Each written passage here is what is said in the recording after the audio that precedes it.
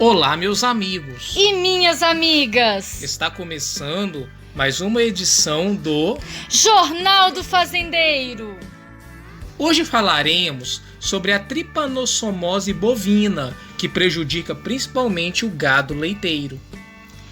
O tema foi abordado durante o doutorado do médico veterinário Tiago Bastos, da Universidade Federal do Estado de Goiás, patrocinada pela Fundepec Goiás. Seu trabalho foi publicado em 3 revistas especializadas em medicina veterinária na Holanda e nos Estados Unidos, assim como na Milk Point, maior portal da América Latina. A tripanossomose ou tripanossomose bovina é uma doença causada pelo protozoário Trypanosoma vivax. Os animais apresentam anemia, perda de peso, queda na produção de leite, abortos, problemas reprodutivos, alterações neurológicas e mortes, gerando grandes prejuízos econômicos. Tripanossomose bovina é uma doença que atualmente está chamando a atenção dos produtores de leite, pelo fato de causar grande impacto na produção de leite diária, com uma queda de 50% ou mais. A redução nos índices de fertilidade do rebanho, rápida disseminação nas propriedades e ainda alta taxa de mortalidade em vacas, segundo Abraão 2009. Diferente das principais doenças que conhecemos, provocadas por bactérias, vírus e fungos, a tripanossomose é causada por um tipo de parasita conhecido como protozoário. Este protozoário, chamado Trypanosoma vivax, é um ser vivo com características de vida muito diferentes. Isso faz com que sua forma de crescimento, reprodução, resistência, tratamento e prevenção sejam desconhecidas por muitos. Para exemplificar, Trypanosoma vivax não consegue viver na água, no ar ou no solo. Ele habita o sangue dos animais parasitados, pois é neste local que encontra todos os nutrientes que precisa e, consequentemente, permite sua rápida multiplicação. Pessoal, trata-se de uma doença africana que chegou com a importação de animais infectados. Os primeiros relatos dela no Brasil foram feitos em 1946. Contudo, permaneceu com o registro de poucos casos, em búfalos e bovinos de corte, até no final da década de 1990. Foi no início do novo século que ela reapareceu, de forma incomum, causando doença em bovinos de leite. Desde então, pode-se ver no quadro que nós vamos disponibilizar que a quantidade de casos foram aumentando. Esse quadro foi cedido e estudado por Bastos em 2017. Quadro 1. Distribuição, ano de ocorrência e referência bibliográfica dos primeiros relatos de Trypanosoma vivax nos diferentes estados brasileiros. Por conta de um comportamento parecido na África, já sabemos que aqui no Brasil as mutucas são os insetos que transmitem esse parasita, enquanto se alimentam de sangue. Assim, essa mosca pode se contaminar na propriedade vizinha e trazer a doença para seus animais, isso segundo Desquesnes em 2004. Mas como foi mencionado anteriormente, o comportamento desta doença mudou bastante nesses últimos anos. Então, foi necessário voltar a estudar e observar esse protozoário para entender como ele faz para chegar em locais aonde, por exemplo, não se tem a mutuca. Várias hipóteses foram levantadas por diversos pesquisadores brasileiros. Algumas confirmadas, outras descartadas, e ainda temos uma série em investigação. De forma resumida, até hoje sabemos pouco. Mas, com as poucas comprovações que conseguimos, podemos dizer que a venda de animal assintomático parasitado, juntamente com o uso de uma só agulha em vários animais, são os principais motivos para a doença ter se espalhado no Brasil nos últimos anos, de acordo com estudos de Bastos em 2017. Creio que você, meu amigo bovinocultor, esteja fazendo a seguinte pergunta agora: Será que essa doença entrou no meu rebanho? E como devo tratar meus animais? Para isso, vamos ver nesse exato momento quais são as fontes de infecção. Gente, fonte de infecção é um nome que atribuímos ao local onde os parasitas podem ficar escondidos enquanto aguardam o momento certo para invadir o organismo de um novo animal. Mas esperar não é algo fácil para este protozoário que vive no sangue dos bovinos. Para ilustrar essa dificuldade e pensando na atual situação da doença em território nacional, o doutor Tiago Bastos faz a seguinte brincadeira e comparação. Tripanossoma fora do sangue é como um peixe fora d'água. Assim fica mais fácil entendermos o quanto esse parasita depende do sangue para se desenvolver e se reproduzir. Portanto, em condições normais, a água, solo e ar não são fontes de infecção, pois o parasita não sobrevive nesses ambientes por muito tempo. Fonte de infecção será o próprio sangue do animal já parasitado. Quais animais podem estar parasitados? Bom, vamos lá. Na América do Sul, assim como aconteceu lá na África, este protozoário infecta principalmente bovinos.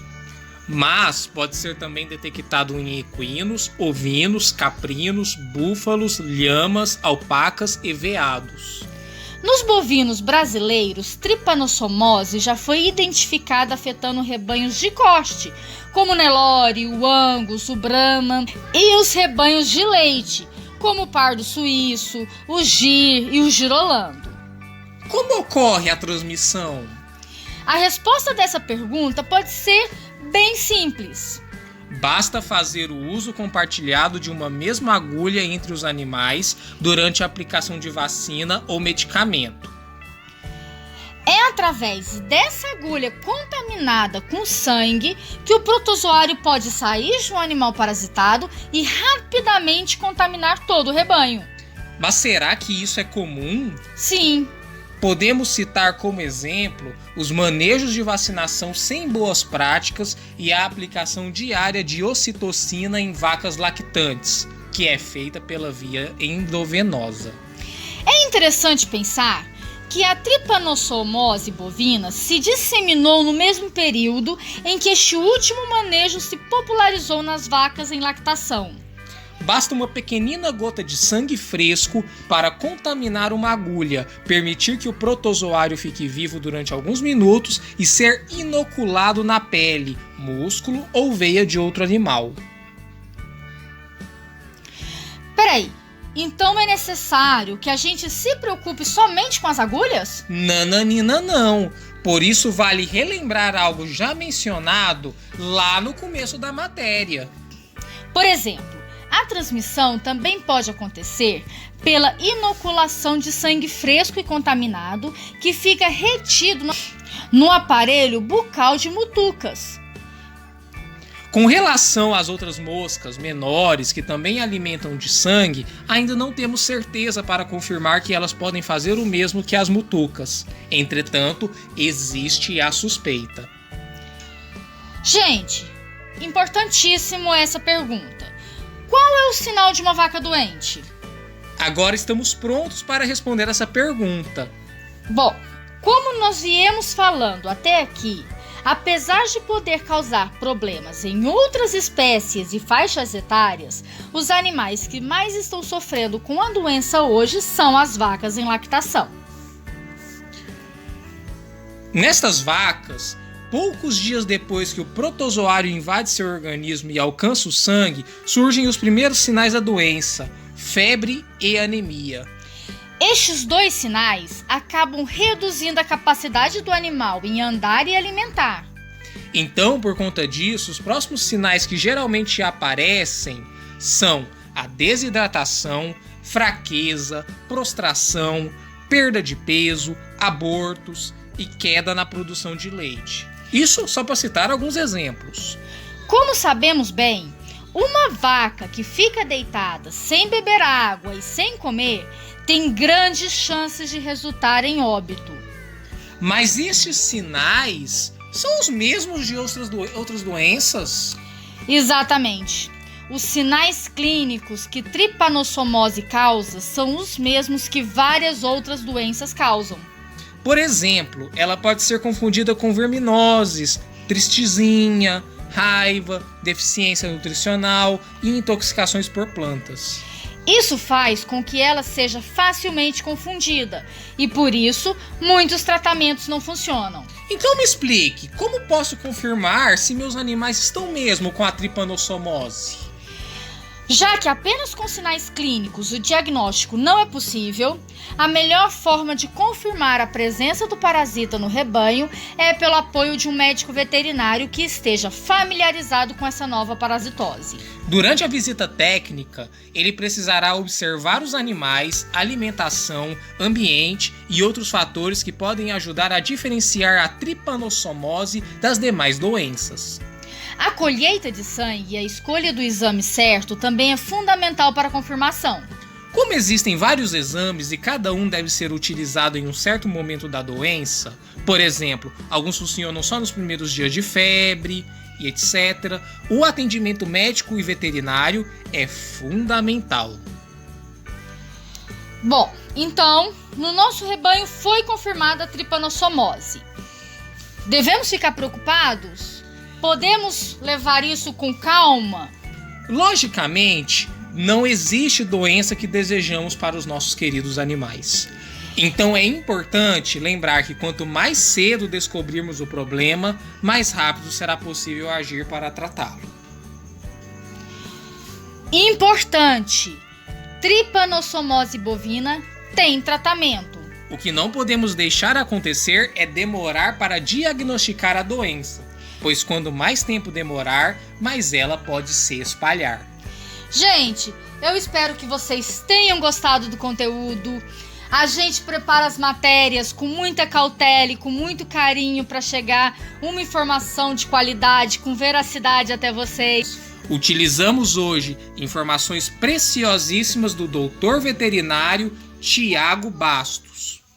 Deixa o like, se inscreve no nosso canal, ative o sininho, compartilha com quem você conhece, deixe seu comentário e até a próxima!